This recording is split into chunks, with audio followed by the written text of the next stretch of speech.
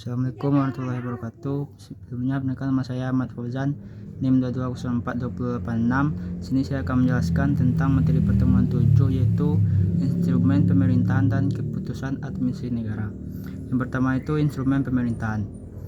Instrumen pemerintahan adalah alat-alat atau sarana-sarana yang digunakan oleh pemerintahan atau administrasi negara dalam melaksanakan tugas-tugasnya. Dalam menjalankan suatu pemerintahan atau administrasi negara melakukan berbagai tindakan hukum dengan menggunakan instrumen pemerintahan. Instrumen pemerintahan itu dibagi menjadi dua bentuk. Yang pertama itu instrumen fisik. Instrumen fisik yaitu yang terhimpun dalam public domain atau terdiri atas alat tulis menulis, sarana transportasi dan komunikasi, gedung-gedung perkantoran dan lain-lain. Yang kedua itu instrumen yuridis. Instrumen yuridis ini berfungsi untuk mengatur dan menjalankan urusan pemerintahan dan kemasyarakatan yang terdiri atas peraturan perundang-undangan, keputusan-keputusan, peraturan kebijaksanaan, perizinan, instrumen hukum, perdataan, dan lain-lain. Yang kedua itu ada peraturan perundang-undangan. Istilahnya itu peraturan perundang-undangan secara harfiah dapat diartikan peraturan yang berkaitan dengan undang-undang, baik peraturan itu berupa undang-undang sendiri maupun peraturan lebih rendah dari atribusi ataupun delegasian undang-undang. Atas dasar atribusi dan delegasi kewenangan perundang-undangan, maka yang tergolong peraturan perundang-undangan di negara kita ialah undang-undang dan peraturan perundang-undangan yang lebih rendah daripadanya, seperti peraturan pemerintahan, keputusan presiden yang berisi peraturan, keputusan menteri yang berisi peraturan, dan keputusan-keputusan lain yang berisi peraturan. Adapun ciri-ciri peraturan perundang-undangan yaitu pertama, peraturan perundang-undangan bersifat umum dan komprehensif. Yang kedua, peraturan perundang-undangan bersifat universal. Ia diciptakan untuk menghadapi peristiwa-peristiwa yang akan datang yang belum jelas bentuk konkretnya. Yang ketiga itu ia memiliki kekuatan untuk mengoreksi dan memperbaiki dirinya sendiri.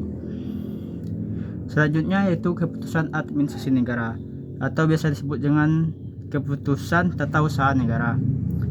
Pengertiannya itu menurut Utrecht, para ahli, itu sebagai perbuatan hukum publik bersegi satu yang dilakukan oleh alat-alat pemerintahan berdasarkan suatu kekuasaan istimewa. Selanjutnya keputusan administrasi negara atau biasa juga disebut dengan keputusan tata usaha negara. Pengertiannya yaitu suatu perbuatan hukum publik bersegi satu yang dilakukan oleh alat-alat pemerintahan yang berdasarkan suatu kekuasaan istimewa. Dan keputusan tata usaha ini memiliki unsur-unsur sebagai berikut. Yang pertama, penetapan tertulis bukan hanya dilihat dari bentuk saja, tetapi lebih dilihat kepada isinya.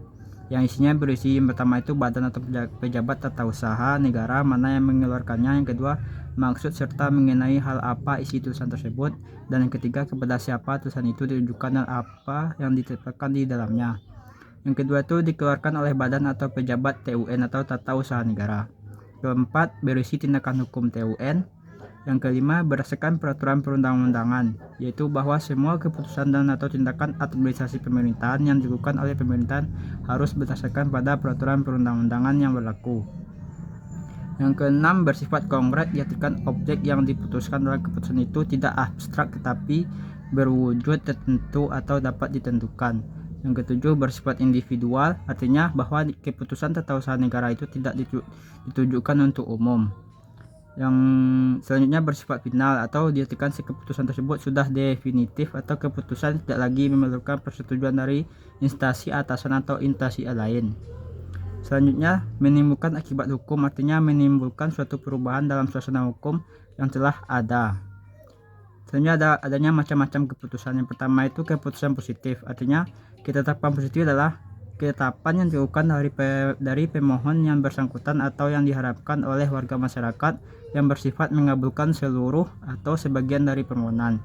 Yang kedua itu keputusan negatif, artinya yaitu keputusan yang hanya berlaku satu kali, yaitu begitu diterbitkan dan disampaikan kepada yang bersangkutan, begitu pula daya lakunya sehingga terbuka bagi warga masyarakat yang bersangkutan untuk mengulangi permohonannya.